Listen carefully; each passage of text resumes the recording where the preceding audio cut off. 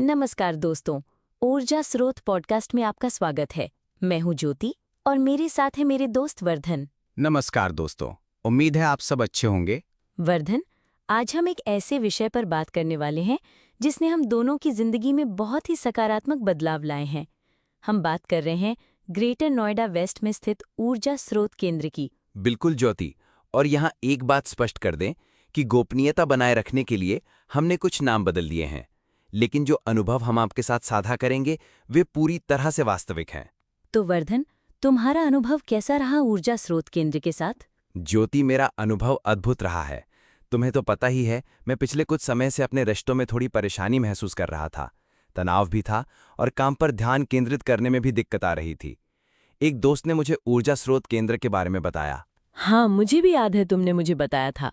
मैंने देखा है कि तुम पहले से काफी शांत और खुश रहने लगे हो। बिल्कुल, वहां जाकर मुझे पता चला कि वे सात्विक वैदिक मंत्रों का उपयोग करके कैसे सकारात्मक ऊर्जा का संचार करते हैं।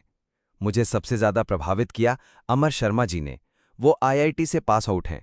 सोचो, एक आईआईटीएन जो अपनी शिक्षा और ज्ञान का उपयोग इस प्राचीन भारतीय विज्ञान को लोगों तक पहुंचाने के लिए कर रहा है।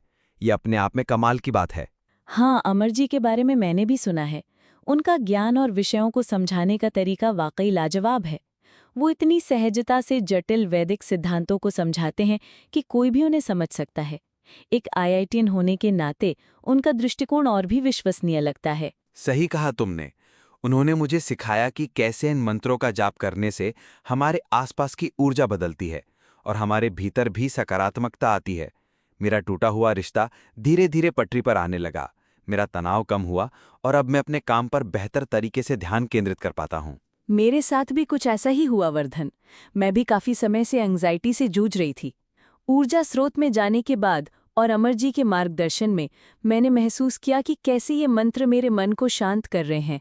अब मैं ज्यादा खुश और संतुलित महसूस करती हूँ। मेरा जीवन सचमुच सकारात्मक रूप से बदल गया है। ये सिर्फ हमारे लिए ही नहीं, बल्कि समाज के कल्याण के लिए भी एक अद्भुत पहल है।